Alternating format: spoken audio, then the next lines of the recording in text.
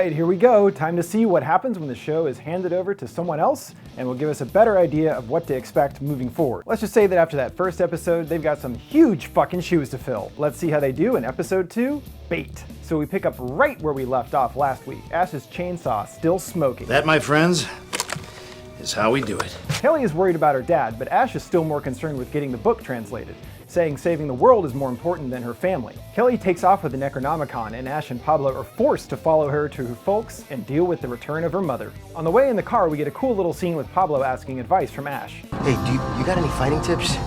Trust me, once you get jacked in the face, it'll all click. Their bonding is cut short, however, as Deadite Mr. Roper is hiding in the back seat. Pablo is unsure of what to do, smashing a bottle on Roper to no effect. Ash makes better use of this broken bottle, stabbing him over and over in the neck with some sweet blood effects.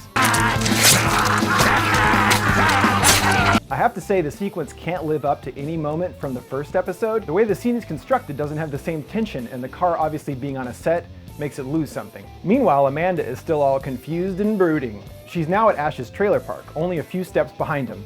Ash's neighbor mentions the girl with the wrist tattoo. Wrist tattoo? I'm pretty sure that's not the only place she had one. And Amanda begins to very, very slowly put things together.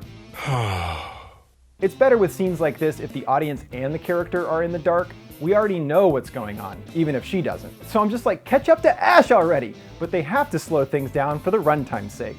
Ash and Pablo make it to Kelly's house, and things are definitely off. Pablo is super scared to face the evil, but is willing to man up regardless. You ready? I'm ready. Let's do this. I'm feeling strong. Yeah! The boys are expecting a bloodbath, but things are decidedly more low-key. Kelly, as well as her dad and mom, are sitting there calmly talking like her mom was never dead.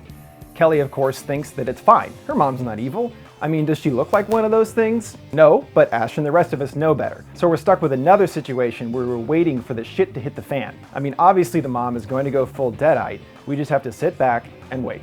The rest of the police show up at the park, and we get another scene that doesn't really add anything. So I guess now she has a few clues to follow Ash with, I guess? Back at the trailer, Pablo confesses he actually stole the book in order to force Ash to help Kelly. Pablo believes that Kelly's mom is fine and that Ash is being paranoid. But at least everything is okay, and we get a free dinner. You don't believe Mom's horseshit story, do you? Ash maintains that it was a plan by the Deadites to capture the whale himself, and that Kelly is the titular bait. Now it's time for a very awkward family dinner. At least the previous scenes here do add some tension. While everyone else is treating this like a nice friendly dinner, Ash is still on his guard. Work? Where? Oh, I'm an English teacher. What grade? 10. What's your favorite book? The Old Man and the Sea. Everyone continues to maintain that everything is normal and totally fine. Now it's just getting annoying, and Ash is apparently annoyed too, clocking Kelly's mom to the floor. And then, oh yeah, her mom is a Deadite, because of course. We knew that the whole goddamn time. Pops gets the old fork in the eye, and it's Ash versus Kelly's mom.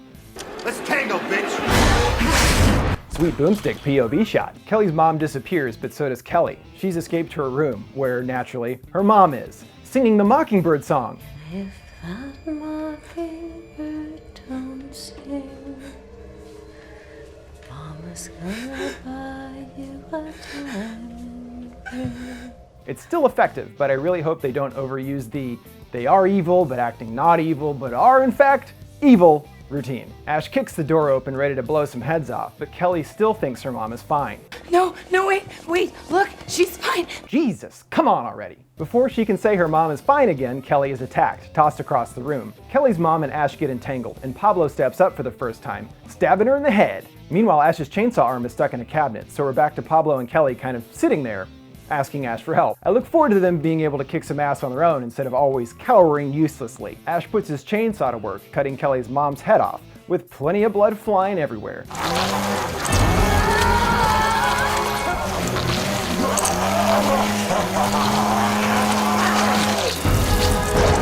Nice! This time they bury the bodies, and Ash gets to show off his cross-making skills again, even if it turns out that Kelly's family is in fact Jewish. It's the thought that counts. Thanks to this situation, Kelly is now fully committed to fighting the evil, joining Ash and Pablo in their epic quest. I hate whatever did this. Yep, that was my takeaway too. The episode ends with a bit of a whimper as they leave the farm and are off to hopefully finally get the book translated. It looks like we might actually get some development on that front next week. There's one final scene with the police lady. She's at the bookstore already, and good for her, is actually ahead of Ash. So it looks like they'll be meeting soon and won't draw out her hunting for Ash plot Too much, at least. So a definite drop from last week, but I'd say that's more about the pilot being one of the best things I've ever had the privilege to watch as a fan of any franchise. The action set pieces lose something without Master Raimi behind the camera, and the episode mostly dealt with things already set up in the pilot without really adding anything new to the story. I'm really interested in finding more about the history of the book and opening up that side of the story. You know, adding more to the mythology by using what's already there, and taking the story into an all-new direction. So far they haven't quite nailed it. I still liked it, but I'm left wanting more. There's still plenty of highlights even with a less than compelling plot, and Mimi Rogers deserves extra credit for really going for broke with her portrayal as the Deadite mom. So what did you guys think of the episode? Let me know in the comments below, and until next time, thanks for watching.